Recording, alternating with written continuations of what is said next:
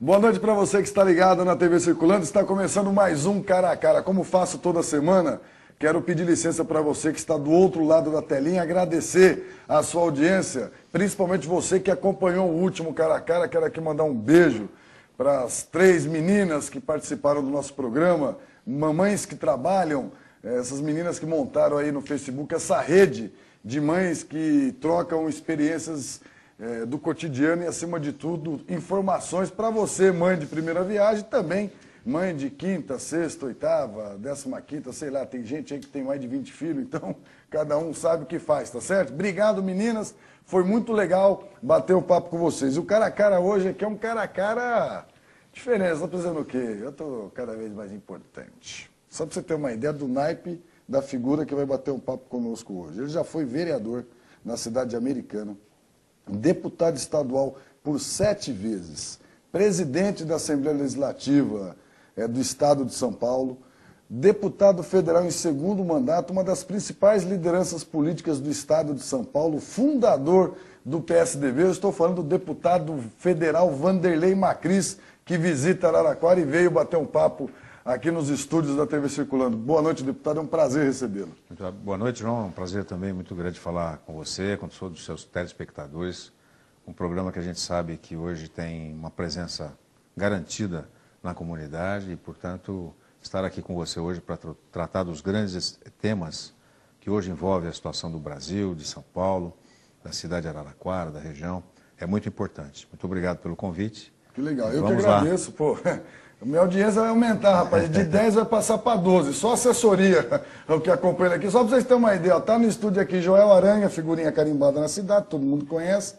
E os 2 vereadores do PSDB, Jefferson Achuda e Geice Sabonete. Geice Sabonete é aquele que fez eu ficar fazendo propaganda da academia dele e que até hoje, né, não compareceu com aquele que a gente chama de jabá, patrocínio, enfim.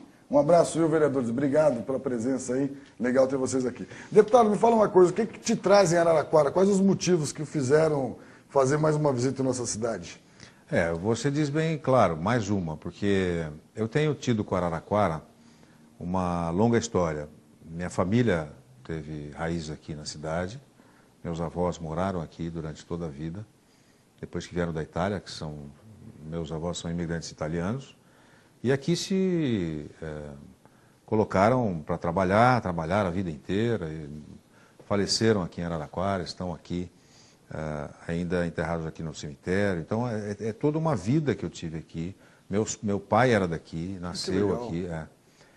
O senhor não chegou a morar aqui? Não cheguei a morar, porque meu pai saiu de Araraquara para ir trabalhar em Americana. E lá formou família e nasci lá em Americana. Apenas um soluço, porque por pouco eu também não sou araraquarense. Por sinal, você... Vai ser, o Geice Sabonete conferiu aí um título que foi aprovado por unanimidade na Câmara. Aos vereadores da Câmara, eu vou receber o título de cidadão araraquarense. Então, para mim é uma alegria muito grande poder... Então, você veja que há uma certa, eu diria assim, relação quase que emocional com a cidade durante muitos anos.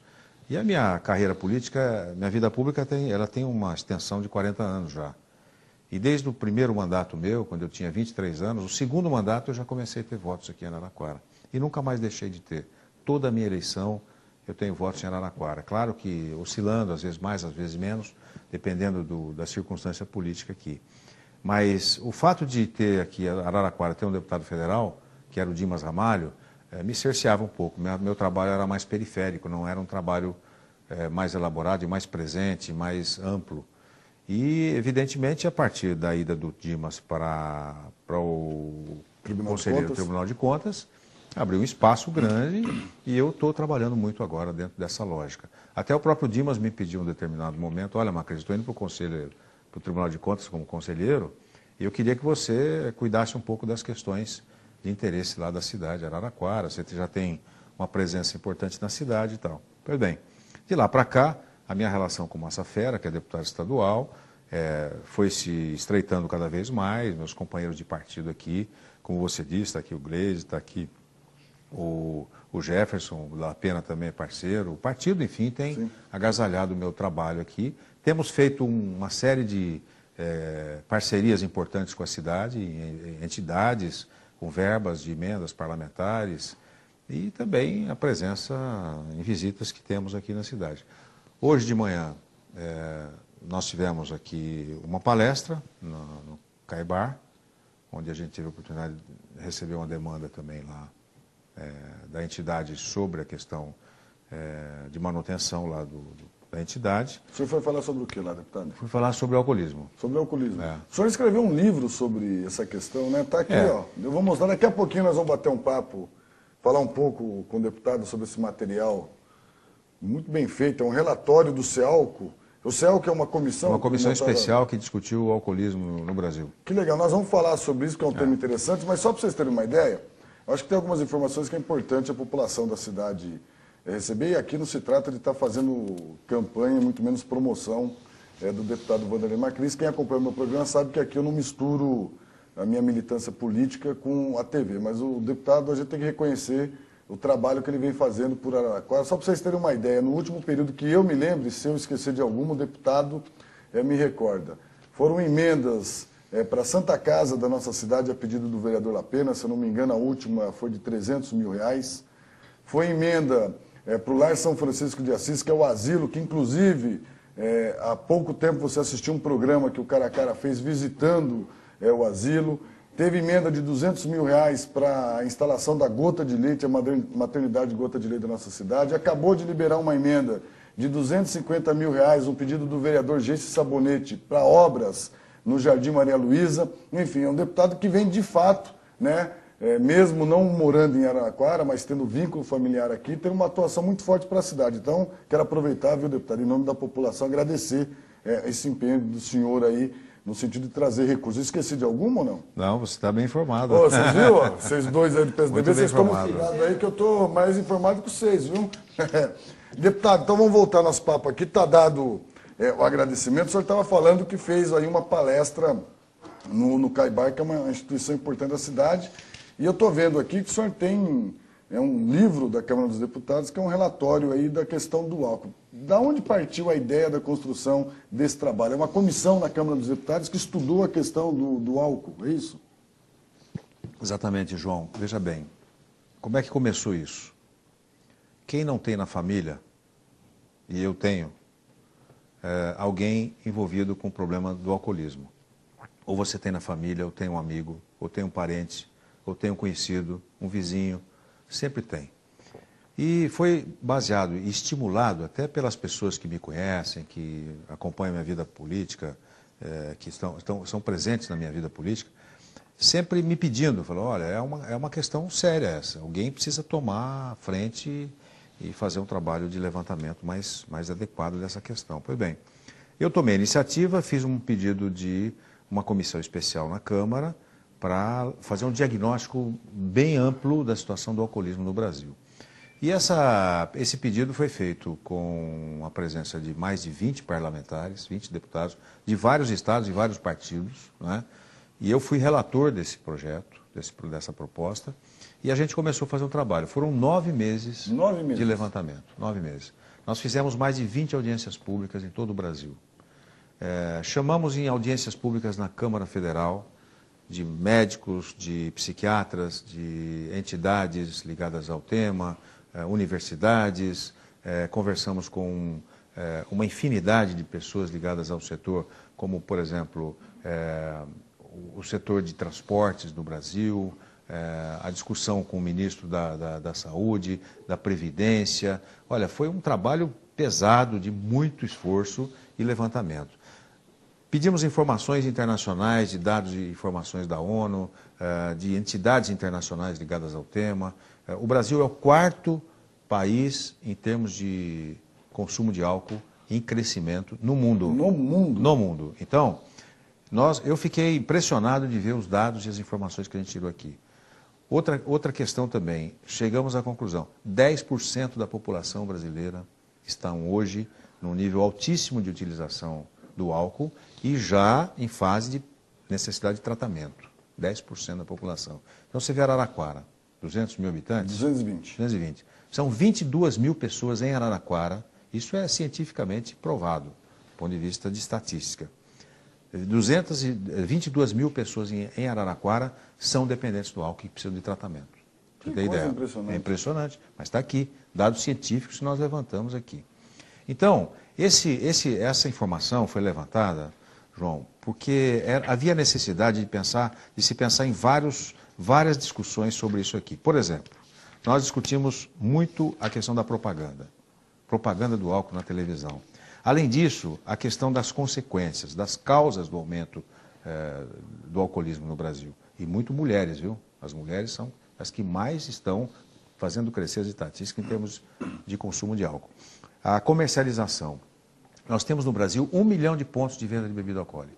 1 milhão? 1 milhão. E a indústria da bebida insistindo para vender cada vez mais. Para você ter uma ideia, nós temos aí, você vai em qualquer bar do interior do Brasil, ou de São Paulo, aqui de Araraquara, zona rural, pode ter lá um bar caindo com o teto caindo, mas tem lá uma bela geladeira com propaganda de uma bebida alcoólica, etc. e tal. As marcas de bebida investem nisso. Investem nisso, insistindo a cada vez para aumentar o faturamento. Deixa eu lhe cortar, nós vamos voltar, mas eu quero voltar um pouco. Você me falou uma informação que, por incrível que pareça, eu trato bastante aqui no Cara a Cara, quando a gente fala sobre propaganda. A questão da propaganda da bebida. Tem um elemento nas propagandas de bebida no Brasil, primeiro que ela passa em qualquer horário, ou seja, criança, adolescente, está ligado à televisão, aparece lá uma mulher linda, né, bonita, carrão, né, para vender a cerveja. Estimulando o jovem. Muito parecido como eram as campanhas do cigarro no passado. Né? No cigarro, o Marlboro, o carro de Fórmula 1, o cavalo do cowboy, enfim, estimulava isso hoje uma série de restrições nas campanhas publicitárias do cigarro. Vocês detectaram de que uma das medidas importantes é começar a alertar, como é na campanha do cigarro, os danos do álcool? Absolutamente correto a tua afirmativa. Isso foi um dos debates que nós fizemos lá, um debate específico, onde botamos na mesma mesa a indústria de bebida, os meios de comunicação,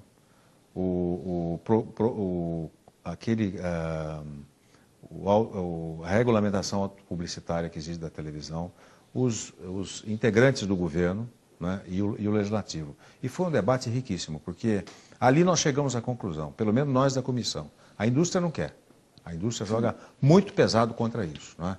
Mas a maioria dos membros da comissão chegaram a essa conclusão. Não dá mais para permitir a propaganda na televisão da venda de bebida alcoólica. Porque, se você for ver bem, João, nós estamos tendo assim, um gráfico cada vez mais assustador.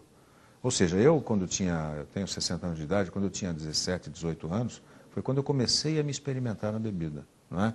Hoje, 12, 13, 11 anos de idade. Sim. As crianças já estão. E é a porta de entrada para as drogas. É a porta de entrada para todas as outras drogas no país. Então, é necessário você pensar em criar regras mais rígidas, como foi no caso do tabaco, do cigarro.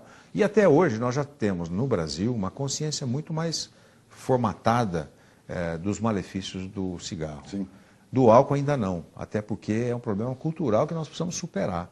O brasileiro, principalmente, encara a bebida como uma coisa natural. Sim. Não pensa que a formação de uma adolescente, de uma criança até os 18 anos, ainda está em fase de construção. Portanto, não pode. Aqui estão depoimentos de psiquiatras, de médicos, mostrando, do ponto de vista científico, que não pode deixar uma criança beber, porque se ela beber antes dos 18 anos, ela vai ter no cérebro dela uma presença importante da manutenção da utilização da bebida alcoólica, e isso levando claramente à dependência. O senhor tem tanta razão, isso que é normal a gente assistir em almoço de domingo de família, né? Aquela criança, pai, deixa eu experimentar, não, deixa ele pôr o dedinho, enfia o dedinho no vinho, na caipirinha para ver se é gostoso. Eu cheguei a usar esse exemplo. Porque isso é cultural. Sim. Nós não temos noção ainda, e eu por isso que faço muita palestra, falo sobre esse assunto. Nós temos que criar a consciência de que os malefícios do álcool em relação ao cigarro são até maiores. São até maiores, porque acabam matando. Mata no trânsito, mata na estrutura familiar, quando você tem violência, chega inclusive a grandes problemas de desagregação familiar, violência contra a mulher, contra idosos, contra a criança. Não é? Então, isso tudo é a questão, o álcool. Imagine, e esse levantamento foi feito, você não sabe, não tem ideia, João, o que nós pagamos, o Brasil e a sociedade brasileira paga em função dos malefícios do álcool. A previdência, né? Os mutilados no trânsito ficam aí o resto da vida dependentes de uma presença do Estado bancando. A saúde pública, o que paga. Não é? E a questão da doença do alcoolismo é tratado no Brasil como um problema muito mais de polícia do que de saúde pública. Sim. Não é? Sim. Então, o sujeito está lá, bebe, é um cara do sujeito doente, ele bebe em casa, etc., cria problemas, começa a agredir a família e tal, a polícia vem, pronto, leva o sujeito. É um problema mais policial do que de saúde pública. Vocês trataram nesse relatório, deputado, sobre a questão dos mecanismos de recuperação, ou seja, de como o governo, como o Estado pode atuar no sentido em contribuir para buscar com que as pessoas que são viciadas no álcool possam deixar o alcoolismo? Tudo que você falar sobre isso foi levantado nessa discussão. Vamos falar um pouco sobre isso? Vamos. Só que nós vamos falar isso agora não. Nós vamos para um rápido intervalo comercial. Na volta, o deputado Macris vai falar um pouco mais para nós desse trabalho espetacular, interessante que foi feito pela Câmara dos Deputados sobre a questão do alcoolismo. Agora é lógico, né? O Macris está aqui, o debate aqui vai ter que esquentar. Depois eu vou querer falar com o deputado sobre a prisão, né, do Zé Dirceu, do Genuíno, do Delúbio, enfim, de todos aqueles envolvidos no famoso escândalo do Mensalão. Qual que é a opinião do deputado em relação a essa prisão? Hoje aí está um grande debate, uma grande polêmica em torno da forma como se deu a prisão. Eu quero saber a opinião do deputado Macris em relação a isso. Claro, a posição do deputado em relação às manifestações que sacudiram o Brasil no meio do ano.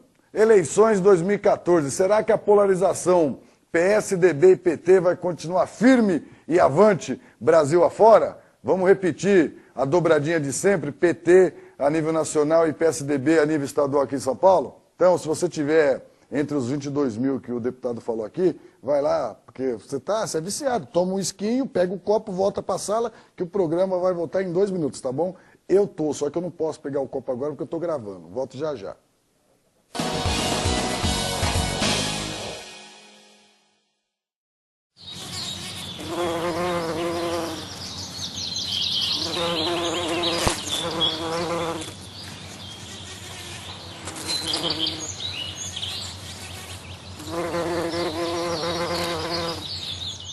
Cartão Move, mais conforto e praticidade para você e toda a sua família. Aproveite a promoção de lançamento do Cartão Move. Ao comprar 10 passagens, o usuário Move ganha automaticamente uma outra passagem, de graça, creditada no seu cartão. Cartão Move é mais praticidade e agilidade e é aceito nos ônibus da Paraty e CTA. Cartão Move, tenha já o seu e ainda ganhe um lindo boné. Cartão Move, Rua São Bento, 866, Centro, Araraquara. Telefone 3333-1962. Cartão Move. Boa viagem. Pessoal, estou aqui para convidar você para curtir o meu programa. Se você gosta da nossa boa música, do nosso MPB, do nosso bom samba, você não pode deixar de ver o nosso programa. Às sexta-feira, a partir das 8 da noite, aos sábados às 18 horas e aos domingos às 15 horas da tarde. Curte lá, dá uma moral. É o nosso programa aqui pela TV Circulando. O Canto da Música. E aí, vai ficar com medinho de agulha? Ligue e agende sua doação. Doe sangue e passe a bola para um amigo seu. Apoio ACESP, Associação dos Canais Comunitários do Estado de São Paulo. Brasil, unido contra a dengue. A dengue é uma doença grave que pode matar. Agora preste atenção e conheça os sintomas. Se você tiver febre alta, acompanhada de um ou mais sintomas, como dor de cabeça, dor atrás dos olhos, no corpo e nas juntas, procure imediatamente uma unidade de saúde. Pode ser dengue. E se você já foi diagnosticado e começou a sentir dor na barriga ou vômito, retorne já para a unidade de saúde. Ministério da Saúde. Brasil, um país de todos. Dengue mata. O combate não pode parar. Uma iniciativa TV Circulando. Você quer levar sua vida de forma mais saudável? Então acompanhe as dicas de alimentação do programa Falando de Saúde. Toda semana um tema diferente para melhorar o seu dia a dia. Não perca! Falando de Saúde é aqui na TV Circulando.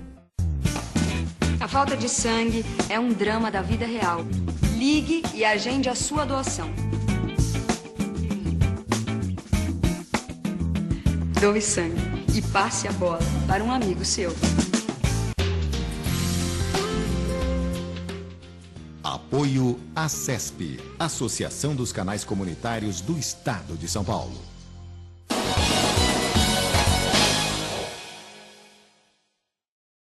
Estamos de volta com o Cara a Cara aqui na TV Circulando, entrevistando hoje o deputado federal pelo PSDB, Vanderlei Macris. Quero lembrar você que acompanha o nosso programa, o Cara a Cara vai ao ar toda terça-feira às 22 horas e reprisa durante a semana. Não deu para assistir o Cara a Cara na terça-feira, não podia perder essa semana emocionante da novela, até porque a Globo está mudando os capítulos da novela, como o meu programa vai no mesmo horário, de terça-feira estava caindo o Ibope da novela. Então está um pouco mais emocionante. Então não tem problema não, porque diferente da novela, o meu programa ele reprisa durante a semana. Então tá aqui, ó, o site da TV Circulando, é só você entrar no site, acessar o nosso site, você vai conhecer toda a programação da nossa TV e, claro, os horários de reprise do Cara a Cara, e aí, lógico, você vai poder, inclusive, acompanhar na íntegra essa entrevista que nós estamos fazendo hoje com o deputado.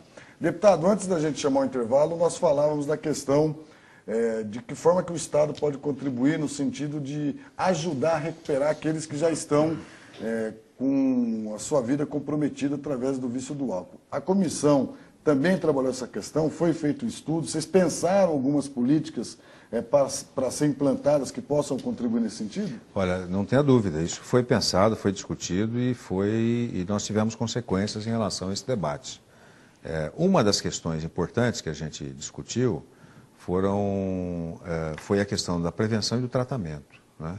Eram dois temas dentro da lógica do debate da comissão, a prevenção e o tratamento. Nós discutimos consequências de trânsito, as consequências para desagregação familiar, violência, uma série de temas dentro dessa comissão, previamente estabelecidos.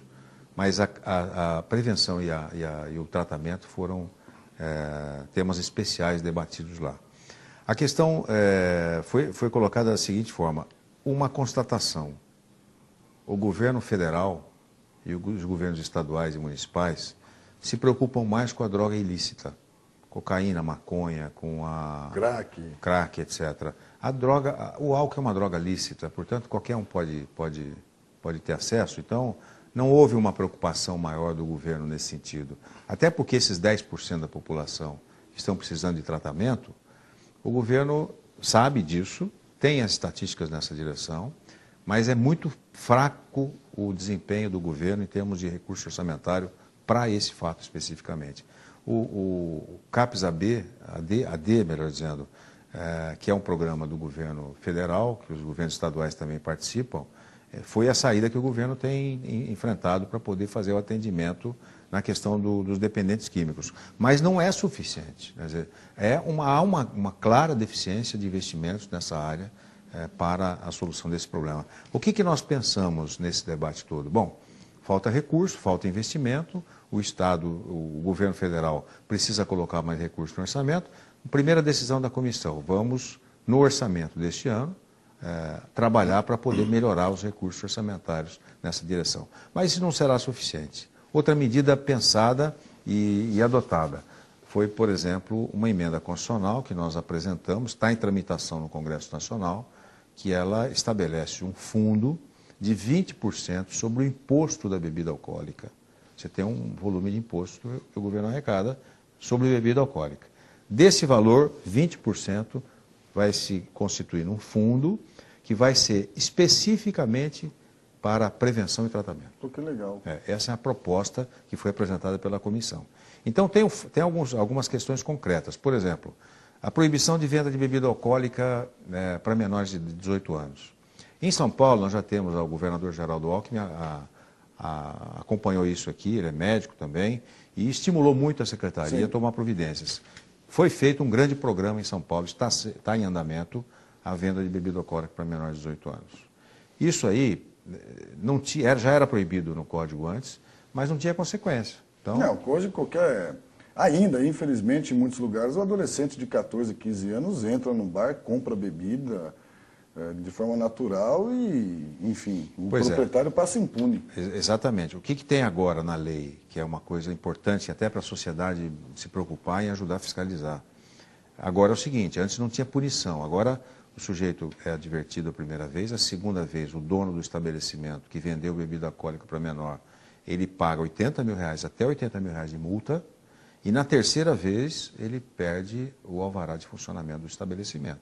Então o próprio proprietário da maioria dos estabelecimentos começam a fiscalizar, falam, eu não vou correr o risco de fechar meu estabelecimento. Então, há agora a própria Vigilância Sanitária do Estado de São Paulo, já tem poderes de fiscalização também na venda de bebida. Você tinha abertamente em qualquer supermercado a possibilidade de vender bebida alcoólica, aqui em São Paulo. O que fez essa lei? Essa lei estabeleceu alguns acordos que o governo fez com supermercados que não pode mais vender bebida alcoólica para menor idade. Tem que apresentar documento se o caixa do supermercado tiver qualquer dúvida sobre a idade do menor. Então, tudo isso são coisas que devem ser feitas. E aqui nasceu uma lei em âmbito nacional, porque essa lei é só no Estado de São Paulo. Vai nascer uma lei também federal. Que legal. O aprimoramento e o endurecimento da lei seca, que foi feita agora o ano passado, neste ano, nasceu desse debate aqui, dessa proposta nossa. Então, você veja, quer dizer, muitas atividades e consequências estão em andamento. Uma das medidas que eu acho que era fundamental, que o Brasil ainda não entendeu isso, eu sou favorável de que as pessoas que se envolvem em acidente de veículo automotivo, que esteja embriagada e tenha vítima fatal, ela seja condenada ou julgada por crime doloso, e não como é hoje. Você tem razão, esse debate... Culposo, porque é evidente que alguém que bebe e sai no trânsito, ele está literalmente com uma arma na mão apontada para a primeira pessoa ele sabe que ele está arriscado a matar alguém. Claro.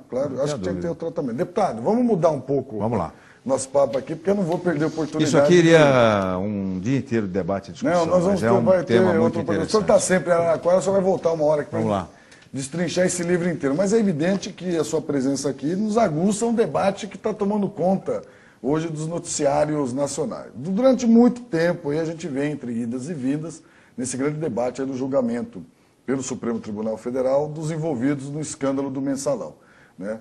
Depois de terminado o julgamento, a grande discussão e o grande debate é quando se daria ou se daria a prisão dos envolvidos. Eis de que no dia 15, dia da proclamação da República, né, o presidente do Supremo Tribunal Federal, o ministro Joaquim Barbosa, determinou aí a prisão de vários envolvidos no Mensalão, entre eles algumas figuras ilustres da política nacional, como o deputado José Genuíno, né, o ex-deputado José Dirceu e o ex-tesoureiro do PT, Delúbio Soares. Eu queria fazer duas perguntas para o senhor em relação a isso. Primeiro, o senhor acha que o presidente do STF agiu de forma correta ou ele utilizou também de uma ação política no sentido de demonstrar uma simbologia no dia que ele determinou a prisão? Segundo, né, o senhor é da opinião de que o Mensalão de fato existiu e por isso a justiça de fato tem que condenar, ou no seu entendimento isso é mais uma disputa política que se tem aí no cenário nacional? Bom, vamos por partes. Primeira pergunta. O presidente do Supremo agiu bem em relação a essa decisão. Ele cumpriu o que está na lei e na Constituição. As pessoas foram condenadas, tiveram todo o tempo para poder recorrer às decisões. Nós até, de maneira ansiosa, achamos que foi exagerado esse processo de recursos dentro dessa investigação, mas, de qualquer maneira, ele cumpriu a lei e simplesmente mandou prender quem foi condenado. Agora, no caso do Zé Dirceu, de alguns dos condenados, do Genuíno, do Delúbio, etc., que tiveram embargos infringentes aceitos pelo Supremo, eles tiveram, neste caso, a suspensão da pena está colocada, porque ainda haverá um julgamento em relação a isso. Mas não foi só por esse crime que eles foram condenados por outros crimes. Inclusive, nesses outros crimes não tinha recurso, portanto, ele mandou cumprir esse crime em prisão semiaberta. Portanto, ele cumpriu plenamente a legislação, a lei, a Constituição, e eu acho que ele agiu corretamente. Muito bem. Segundo ponto, mensalão existiu.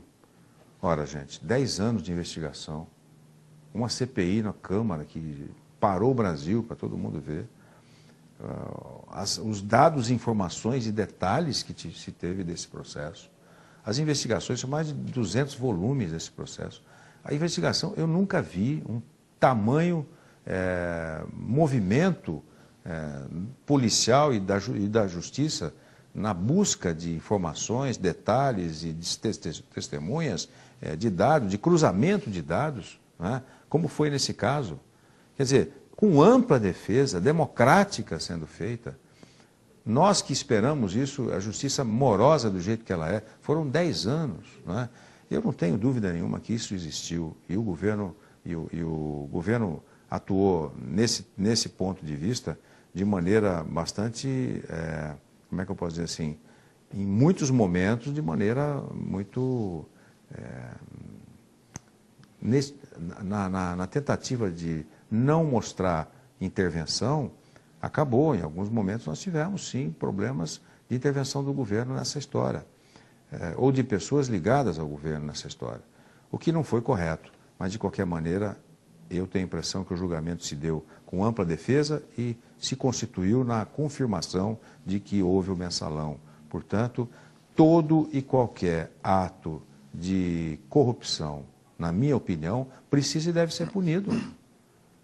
Então, eu creio que tenha respondido as suas duas perguntas. Acho que o mensalão existiu e entendo que o presidente tomou a decisão correta. Qual a opinião do senhor em relação a essas novas denúncias que estão circulando aí nos grandes jornais, que envolve diretamente o governo do estado de São Paulo, ou seja, o cartel, ou o suposto cartel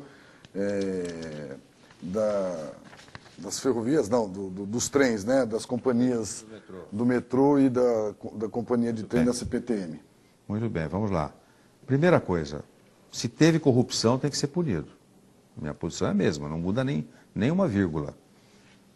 Vamos colocar o que eu acho desse episódio. Isso é um episódio muito recente. Apesar dele ser um processo já antigo de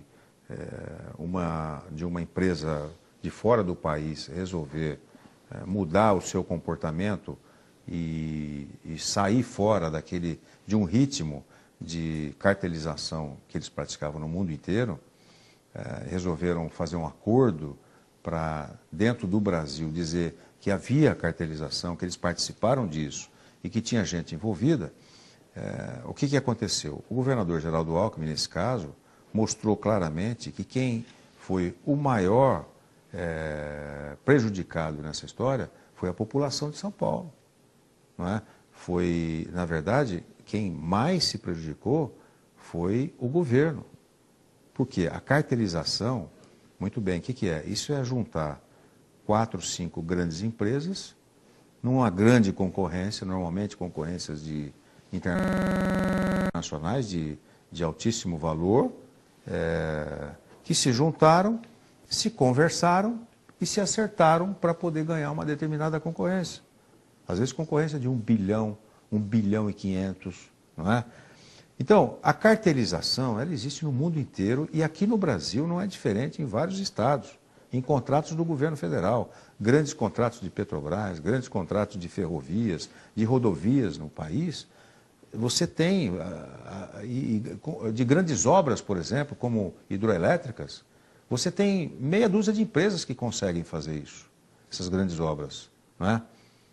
Aqui existem as chamadas 5 irmãs no Brasil, não é? Que é Camargo Correia, Odebrecht e tal, Queiroz Galvão. Você tem essas empresas, são as únicas que fazem essa. Como é que você impede que elas sentem numa mesa fora do jogo e lá se acertem e definam participar de uma concorrência pública de grande vulto? Nós tivemos, inclusive, agora... Quem é o prejudicado nisso? Só para claro. Quem é prejudicado nisso, João? É a população. É o Estado. A vítima é o Estado, é isso que o governador disse. Olha, houve cartelização? Muito bem, vamos investigar. Quero investigar até o fim. Pode ser que tenha havido também concorrência de alguns funcionários do governo, terceiro, quarto escalão, participando desse processo. Se houve, vamos saber quem é e vamos punir. Não é verdade? Então, essa é a questão que está colocada. Agora, quem fez a denúncia aí, está nos jornais de hoje, inclusive, foi um sujeito que disse que procurou o PT, né, para poder fazer a denúncia, mas queria fazer uma denúncia vinculada a arrumar um emprego para ele, um cargo numa grande companhia de mineração. Então, e falou que ouviu dizer que tinha políticos do partido envolvidos nisso. Não foi ele que viu, ele ouviu dizer. Essa foi a declaração que ele deu. Tem uma matéria na Folha de São Paulo que uma dessas pessoas que faz a denúncia diz que o atual secretário da Casa Civil do governador, o deputado Edson Aparecido, foi um dos beneficiados com recursos na campanha eleitoral desse grupo. O senhor tem conhecimento disso? Então, eu li essa matéria. O que ele fala lá? Ele fala, eu ouvi dizer de um consultor de uma empresa chamada Procinte, que falou que tinha um deputado tal envolvido nessa história. Quer dizer, ele ouviu dizer de um consultor. Agora, se esse consultor estava falando uma coisa verdadeira ou não, se houve realmente essa conversa, precisa ser investigado. Não dá para você julgar de maneira antecipada. Tanto é verdade que eu defendo que a ampla defesa deve ser mantida. Eu fui fruto, nasci na política, na briga contra a ditadura. Eu sei muito bem o que era a ditadura. Eu fui um perseguido pela ditadura. Eu sei como é difícil você não ter direito de defesa. Não é? Então, eu acho que tem que dar amplo direito de defesa. Os mensaleiros tiveram direito de defesa amplo, foram condenados, vão ter que pagar com cadeia.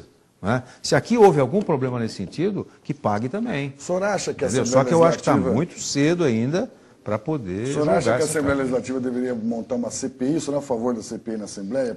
Nesse caso, eu acho que não há necessidade ainda, porque a investigação está bastante avançada pela Polícia Federal. Não é? No caso do mensalão, a denúncia começou dentro da CPI.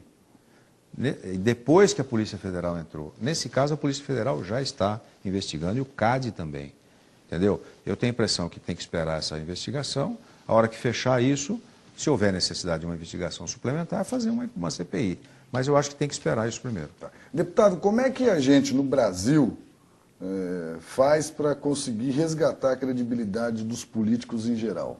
Só para poder contextualizar melhor a pergunta, que eu queria que o senhor desse a sua opinião. Né? A gente passou por um episódio diferente no Brasil agora no mês de junho, que foi as manifestações que se tomou conta das ruas do Brasil, que começaram por conta de um descontentamento com o aumento da passagem da tarifa de ônibus e se transformou num palco de uma série de reivindicações, ou seja, a população foi para a rua e na rua ela pediu de tudo, mas uma das coisas que ela mais pedia era mais ética, menos corrupção, e enfim. Logo depois de tudo isso, né, quando a gente achava que as coisas podiam mudar, o Congresso Nacional absolve o deputado federal Donadon, que foi condenado por crimes bárbaros, não é um crime qualquer, né, inclusive o envolvimento dele com crime organizado no estado dele, e ele foi condenado. Essas ações acabam literalmente tirando a esperança de que a gente um dia pode ter um país com políticos mais sérios? Vamos falar sobre isso? Vamos falar sobre isso. Vamos falar sobre isso, só que depois do intervalo comercial, nós vamos para um rápido intervalo comercial. Na volta, o deputado Vanderlei Macris fala um pouco para nós das impressões dele em relação aos vários fatos de corrupção e ao comportamento, muitas vezes equivocados, né, do Congresso Nacional, dos políticos em geral, que acabam vendendo literalmente a imagem de que o povo brasileiro de fato é idiota. Será que todo político é igual? Eu tenho certeza que não, nós estamos com um diferente aqui conosco. Lógico, vou também tratar com o deputado sobre as eleições de 2014. Será que vai dar tudo certo de novo? Alckmin em São Paulo e Dilma lá em Brasília? Vamos saber disso já já, nas palavras do deputado Vanderlei Macris. 2 minutos e volto rapidinho.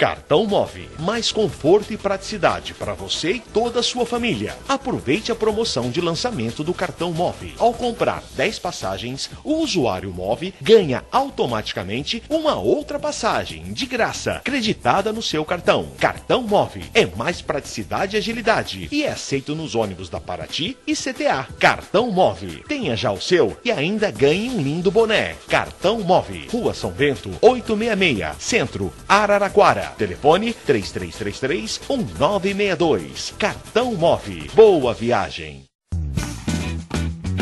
Agora é a sua vez de entrar em cena. Ligue e agende a sua doação.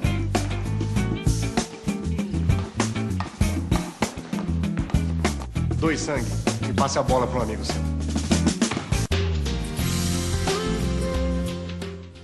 Apoio ACESP, Associação dos Canais Comunitários do Estado de São Paulo.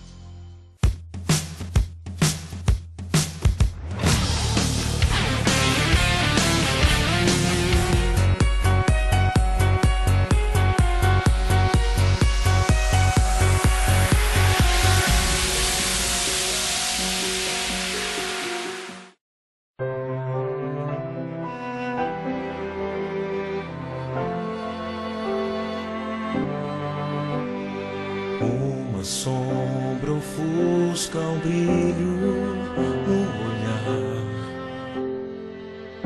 uma dor que não quer calar, marcas tão profundas, inocência violada.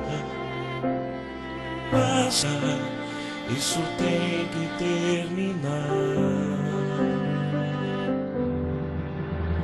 Direito de brincar, direito de sonhar, direito ao amor, à esperança,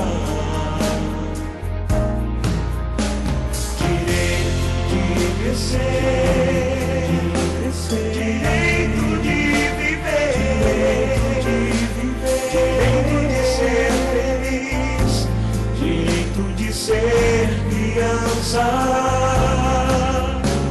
direito de ser feliz, direito de ser criança. Toda criança tem o direito de ser feliz. Toda criança tem o direito de ser criança.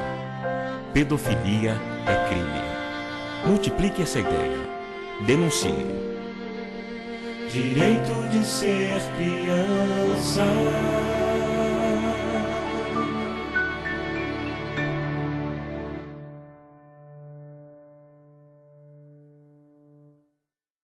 Apoio ACESP, Associação dos Canais Comunitários do Estado de São Paulo. Unidos somos mais fortes.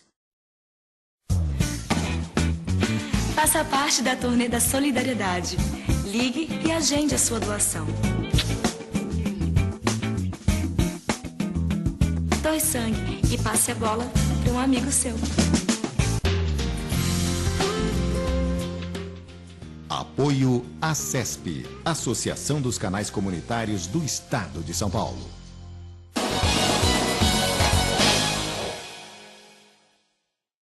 Estamos de volta com o Cara a Cara aqui na TV Circulando, batendo um papo hoje com o deputado federal pelo PSDB, Vanderlei Macris. Quero agradecer você mais uma vez que fica aí do outro lado da telinha, que nos acompanha. Obrigado pela sua audiência e dizer que o Cara a Cara está ficando chique. Eu estou internacional. Primeiro, minha produtora veio direto da Espanha, a qualidade do programa mudou 85%. Né? Segundo, que agora eu extrapolei as fronteiras de Araraquara. Quero mandar um beijo para todos os são carlenses que acompanham o Cara a Cara, acompanha a programação da TV Circulando. O nosso programa está passando aí na cidade de São Carlos. Se você gostar do programa, manda um e-mail para nós aqui. Se não gostar também, você não manda nada não, viu? Porque eu não gosto de corneteiro falando mal do meu programa não, tá certo? Um abraço para todo mundo lá de São Carlos. Quero lembrar, você que está sem compromisso à noite, não tem o que fazer, não está afim de cozinhar em casa, vai lá no Velho Armazém, restaurante do Silvinho e do Natão. A melhor comida de Araraquara está no restaurante Velho Armazém. Além de você poder jantar com muita qualidade, uma comida de bom gosto, tem música ao vivo, um chopinho gelado. Vale a pena conferir lá no restaurante Velho Armazém. Deputado Vanderlei Macris, antes de chamar o intervalo, eu lhe perguntava a sua impressão e a sua opinião em relação ao comportamento da maioria dos políticos brasileiros, que muitas vezes nos vende a imagem de que literalmente o povo brasileiro, posso usar a palavra idiota, né? Acho que não é muito pesado para o tema, porque depois de tudo aquilo que nós assistimos nas ruas do país, né? Manifestações em todos os cantos, pedindo para o Congresso Nacional, para os políticos em geral, mais ética, mais investimento na saúde, menos corrupção. Acho que talvez 30 dias depois o Congresso Nacional vai e absolve um deputado que tinha sido condenado pelo STF e nos pega todo de surpresa. O senhor, como deputado, o senhor se sente envergonhado com essas coisas? Claro. O senhor acha que é possível ainda a gente ter um Congresso um pouco menos omisso e muito mais correto nas ações? Vamos, mais uma vez, por partes aqui. Eu, durante a minha vida toda, participei de grandes e importantes eventos da história brasileira. Eu fui um deputado eleito em 1974, quando o presidente era Ernesto Geisel. E naquele momento, saindo do presidente Médici para o presidente Geisel, naquele momento eu já era parlamentar e vivia sob o regime de ditadura. E eu sei muito bem como é que era esses movimentos que nós fizemos na época, pelas diretas, para a gente reconquistar a democracia brasileira. Participei de tudo isso com Ulisses Guimarães, com Franco Montoro, com Tancredo Neves, enfim. Foi muito importante eu participar desse momento, porque hoje eu tenho plena consciência de que o mais importante na vida de um país é quando o seu povo, né, tem a consciência de que ele tem a força para fazer a mudança. E de lá para cá, outros grandes movimentos. Fora Collor, quando o país se juntou, foi às ruas e derrubou um presidente da República. Sim. Não é? Então, e participei ativamente disso também. Eleição direta dos governadores. Tá? Então, a população que foi às ruas agora, recentemente, ela sabe e percebeu que tem a força da mudança. Quando ela vai às ruas e se depara com um grupo de radicais, como o tal do Black Bloc, que se utiliza, desculpe, dos movimentos populares. Desculpe. Pode tomar uma água. Quando o deputado toma água, esses Black Blocs são um bando de idiota, viu? Isso que é verdade, um bando de arruaceiro. Pois bem, eles se aproveitam desse momento e fazem com que a população recue. E realmente houve um recuo da população brasileira. O que é lamentável, porque aquele movimento tinha uma direção muito clara no sentido de que se estabelecesse mudanças no país. Mudanças que eram necessárias, mudanças que eram importantes. Tanto que os temas que foram levados nesses movimentos foram muito claros. Corrupção, contra a corrupção, contra a necessidade de que os investimentos na área de mobilidade urbana eram necessários nos grandes centros. Enfim, uma série de alternativas que o povo via como necessária, né? O que foi lamentável é que esses movimentos mais radicais acabaram fazendo a população recuar. Mas ela recuou, não foi no seu espírito de luta pela mudança. Ela recuou, talvez, como estratégia, na minha opinião, como tática. Eu acho que esse movimento, ele não vai refluir, não. Ele vai... O senhor acredita que ele ainda volta? Ele volta e vai voltar. Com força. A eleição do ano que vem vai ser um momento onde a população vai mostrar essa indignação. O senhor acha que a Copa do Mundo corre o risco de ter problemas com manifestações, tendo em vista que essas manifestações coincidiram com a Copa das Confederações? Pode até ser, viu? Apesar de que no Brasil, o movimento de participação em futebol é uma coisa muito contagiante. Gosta, né? Gosta, é contagiante. O brasileiro tem essa coisa. E a Copa do Mundo no Brasil é algo diferenciado. Mas vamos só retomar isso. Eu lamento ter engasgado um pouco aqui. Mas, só retomando isso, dizer que quando você fala da questão ética, onde o Congresso dá uma resposta no sentido contrário daquilo que estava sendo feito, você tem toda a razão, não é? A questão do Donadon foi um fato que hoje envergonha a todos nós do Congresso Nacional, não sou só eu, não. Hoje há um volume de deputados dos 513 que estão ainda inconformados com aquela decisão tomada. E vou dizer a você por quê. Todos achavam que aquela decisão era a garantia de que ele seria cassado. Houve, na verdade, uma displicência do Congresso com isso. Tanto é verdade que o caso do Donadon vai voltar ao plenário novamente. Vai voltar ao plenário. Vai voltar ao plenário. E se precisar um processo em andamento no Conselho de Ética, né, pela violação de outro preceito ético do regimento interno, que foi o fato de ele estar não só perdendo as sessões, porque está preso, né, mas também pela condenação que ele teve. E aí o que vai acontecer? O Congresso está se preparando para votar, da qual eu sou relator, inclusive, a emenda constitucional do voto aberto. Porque o voto secreto é um voto que hoje não cabe mais na consciência do brasileiro. Não. O país não espera do Congresso Nacional acabar definitivamente com o voto secreto. Quando fui presidente da Assembleia de São Paulo, eu acabei com o voto secreto lá. Não tem, em São Paulo, no estado de São Paulo, a Assembleia Legislativa não tem nada em voto secreto mais. Veto, cassação de deputado, eleição de mesa, é tudo voto aberto. Até porque não faz sentido, né? Num país democrático. E além disso, claro, João, o legislativo ter voto secreto. Não tem sentido, exatamente. Eu acho que se existe alguma coisa que tem que ser levada a efeito na população brasileira, para a população brasileira hoje, é você prestar conta do seu mandato, da sua atividade, do seu voto, das suas decisões, para que o eleitor possa te julgar de 4 em 4 anos. Né? Então, essa questão do voto aberto é uma questão que vai ser decidida agora, nas próximas 2 semanas, no Congresso Nacional. Eu sou relator de uma medida que está na Câmara, que já foi votada em 2 turnos do Senado, e o caso do Genuíno, que está chegando já na Câmara, vai precisar ser votado. Porque o presidente já declarou que eu acho que o Supremo tinha razão de dizer, olha, só declaração de perda de mandato, porque já está condenado e está preso. Pois bem, então eu entendo que voto aberto vai ser um grande avanço, e os casos, não só do Donadon, mas dos mensaleiros, vão ser votados e, na minha opinião, serão cassados. Até porque o Congresso tem necessidade hoje, né, pela sua grande maioria, não vou dizer que são todos não, pela sua grande maioria, de recuperar um pouco aquela grande catástrofe que foi a questão do Donadon. Né? Hoje há uma consciência muito forte de que esse fato precisa ser resolvido. Não está resolvido na cabeça dos parlamentares hoje. Deputado Macris, eleições de 2014. Vamos lá. Nós vivemos aí no Brasil já há mais de 20 anos uma polarização muito forte entre o PT e o PSDB, principalmente, né, na esfera federal e em alguns estados mais importantes da federação, particularmente São Paulo.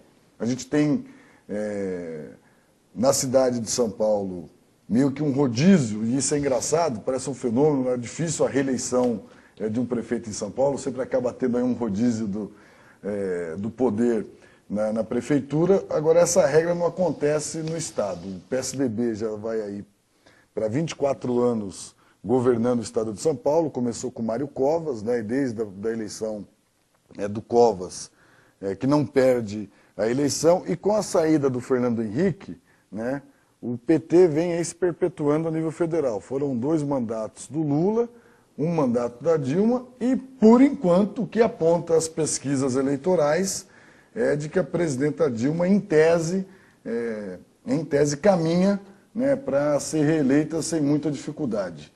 Na opinião do senhor, 2 perguntas. Né? Primeiro, essa polarização PT e PSDB, ela é boa ou é ruim para a democracia e para o país? E segundo, né, o senhor acha que a Dilma vai ser imbatível? Não, não acho que ela é imbatível, não. Não. Primeiro, é claro, meu partido é o PSDB e se estar polarizado, se há uma polarização e o meu partido está na polarização... Ela é boa, né? É claro, nós vamos lutar para que no próximo movimento a gente tire o PT do poder e a gente assuma o poder novamente, né? E por quê? Porque eu acredito no meu partido, eu acho que nós temos Fizemos um grande governo com o Fernando Henrique. O Fernando Henrique foi uma gestão que mudou a cara do Brasil, por mais que ainda não se tenha essa consciência, a história vai se encarregar de mostrar isso. Quer dizer, o Brasil é um antes do Fernando Henrique e o Brasil é outro depois. As grandes mudanças na questão econômica, a estabilização da moeda, a lei de responsabilidade fiscal, as reformas econômicas, tudo isso que foi feito na época, mostra claramente que a gente tinha um projeto de Brasil e que o país se enquadrou naqueles 8 anos do governo Fernando Henrique numa determinada conjuntura favorável, não é, de mudança que hoje a gente acaba, depois dos 8 anos do Lula, ele pegou um processo quase que de inercial, não é, de uma mudança que estava sendo feita pelo governo nosso. Pois bem, ele fez também alguma coisa na área social, não é? Então, o governo Fernando Henrique, grandes mudanças no Brasil, no país, na área econômica, de responsabilidade fiscal, inclusive. O governo Lula, uma atuação de fortalecimento de uma rede social que nós tínhamos começado, mas que foi responsável por isso, e o governo Dilma sem marca. Essa que é a minha visão desse processo histórico, né? E ela está sem marca mesmo, porque ela está estabilizada em 40%, aí, depois desses movimentos aí, que tinham claramente uma visão de objetivar o governo federal, nessas reclamações da sociedade, ela deu uma queda, recuperou um pouco, mas estabilizou, não é? Aí vem o processo eleitoral andando novamente. Como a Dilma, na minha opinião, não tem marca no governo dela, a sensação de mudança que está colocado para a sociedade é muito forte. Tanto é que as pesquisas mostram claramente. Está lá 40% para ela, etc., mas 62% da população querem mudança, né? E quando tem esse percentual de insatisfação na sociedade querendo mudar, quem vai ser o responsável por estabelecer um discurso que case com essa vontade da sociedade, né? Será o Aécio Neves, que é o meu candidato?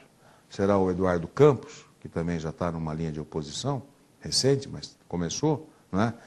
A gente gostaria que a Marina também fosse candidata, porque teríamos uma articulação política diferenciada e mais uma para a sociedade poder opinar, e vai depender da capacidade de discurso de cada um para poder mostrar para a sociedade que eu sou a mudança. O sentimento de mudança sou eu. Isso serve. Quem conseguir fazer isso vai ser. Isso serve para São Paulo também, então? Ou seja, isso claro pode que serve para São Paulo. O Geraldo Alckmin deixa de ser o governador? Serve para São Paulo. Se algum deputado, se algum candidato de oposição conseguir incorporar o sentimento de mudança que existe em São Paulo, que, na minha opinião, pelas nossas pesquisas, é menor do que a nível nacional, desses 62%. É bem menor. Para menos de 45%. Portanto, minoritariamente, pelas nossas pesquisas. Não saiu pesquisa de São Paulo sobre a necessidade de mudança da sociedade. Saiu só a federal. Mas, de qualquer maneira, o governador Geraldo Alckmin ele é muito bem quisto e muito querido no interior de São Paulo. Fato. Capital, a gente estava muito preocupado, nós do PSDB, porque o Lula ganha com o Haddad em São Paulo, e a gente espera que, ato contínuo, não é, o Haddad faça uma grande gestão com recursos federais da presidente Dilma e tal, para montar o projeto de eleição do Padilha. Não é? O que aconteceu? Esqueceram de avisar o Haddad. Esqueceram de avisar o Haddad. O Haddad hoje, para nós que estamos disputando o PT, é o maior cabo eleitoral do PSDB. Aumenta imposto, bate na classe média, faz uma lambança com a questão do aumento de ônibus, depois não queria mais, quer dizer, criou uma condição e agora esse nível de corrupção, essa briga com o Kassab, ele está hoje embaixo, o Haddad.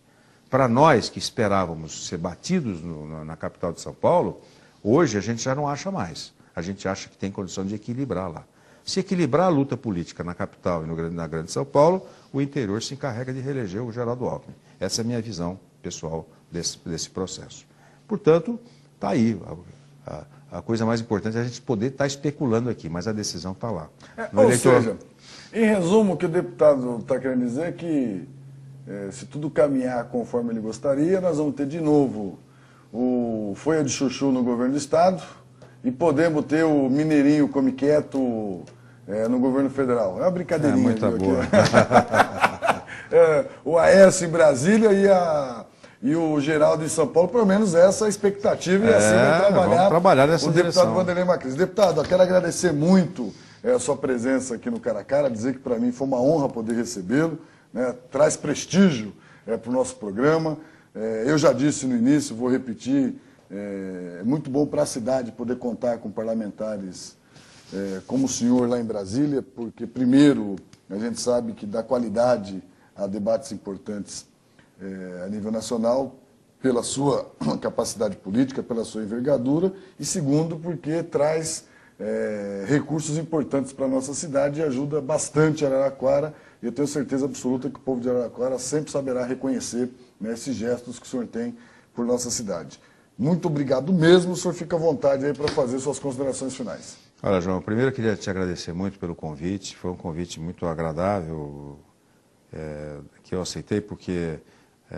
e me surpreendeu positivamente, porque aqui a gente tem condição de elaborar mais as ideias, né? Normalmente você dá uma entrevista em Brasília, é coisa de minutos, de segundos, né? E precisa rapidamente passar a mensagem. Agora aqui não, você consegue elaborar mais o seu pensamento, o que você pensa das coisas e tal. Então esse é um programa que me agrada muito, esse tipo de programa que você faz com muita competência. Já vi você atuando aí nos seus movimentos na Câmara, e claro, sei que você é uma pessoa muito competente, e mais do que isso, um grande apresentador hoje, confirmado por mim. Eu agradeço muito o convite, quero continuar fazendo essa relação com a cidade, com a região, e espero poder colaborar e ajudar muito, como tenho feito, os interesses de Araraquara, e quero poder continuar lá no Congresso Nacional, respeitando muito o voto que eu recebo, como tem sido ao longo desses 40 anos de vida pública. Quero continuar fazendo a mesma coisa. Eu nasci dentro de uma lógica na política, mantenho essa lógica há muitos anos, tenho grandes, importantes líderes que me deram esse direcionamento como alternativa na política. Um deles foi o Mário Covas, que eu admirei muito, fui parceiro dele, fui líder do governo dele, fui presidente da Assembleia quando ele foi governador e, portanto, é uma linha política que eu adotei ao longo desse tempo todo. Quero continuar respeitando o voto que eu recebo dos meus eleitores. E só posso fazer isso com seriedade, com espírito público e, mais do que isso, com ética, que eu acho que hoje é a demanda maior que tem a sociedade. Muito obrigado a você e a todos os seus telespectadores. Nós que agradecemos.